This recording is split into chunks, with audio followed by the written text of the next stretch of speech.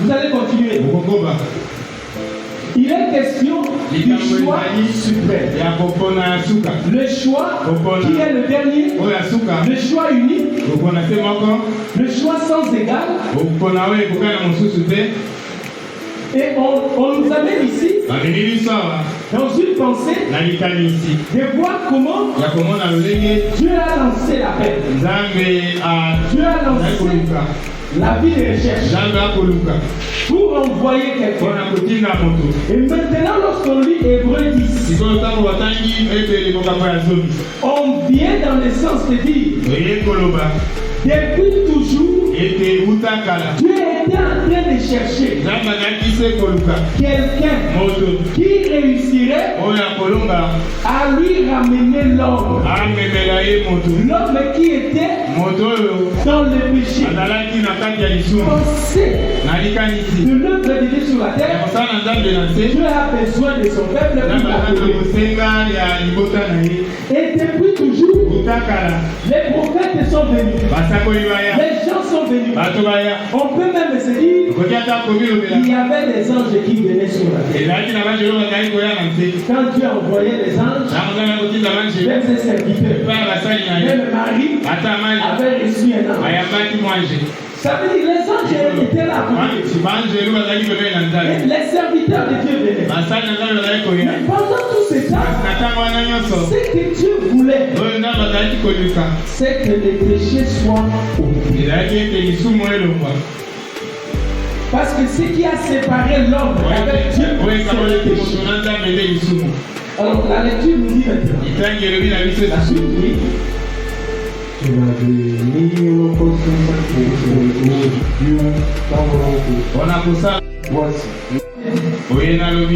Voici je viens. Il est écrit de moi dans le boulot du livre. Pour faire, oh Dieu, ta volonté. C'est là, c'est ce que nous cherchons. Cette façon de s'exprimer. Cette exclamation, ça veut dire on donne une certaine intensité. On veut donner une impression, on veut attirer l'attention particulière. Il dit ceci.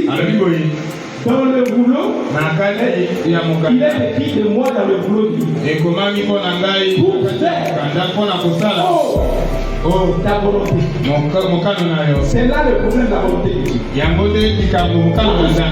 On peut aller dire, moi je viens pour ta volonté. C'est qu'il se sent capable. C'est qu'il est sûr. Il va réussir. C'est comme quand David avait besoin de l'eau. L'eau de la source. Il marchait avec sa corde. Il a exprimé seulement la soif d'eau. Mais il n'a pas demandé à quelqu'un en indiquant de l'eau.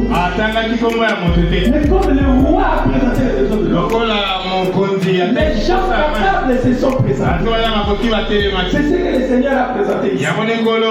Comme le prophète avait dit, mais voici, je viens, envoie-moi.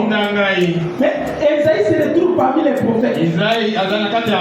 Donc tous n'ont pas su ôter le péché pour que le peuple de Dieu soit dignement suivi.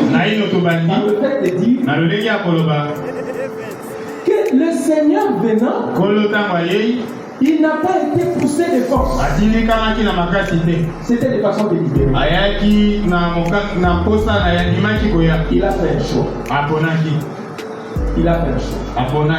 Mais ça tourne maintenant dans le sens de choix unique. Le choix suprême partant des Écritures maintenant dans la suite. Apocalypse 5, 1. Et nous nous en servons aujourd'hui. Donc nous savons que le Seigneur nous a déjà sauvés. Mais nous nous en servons aujourd'hui pour comprendre l'essence du choix suprême.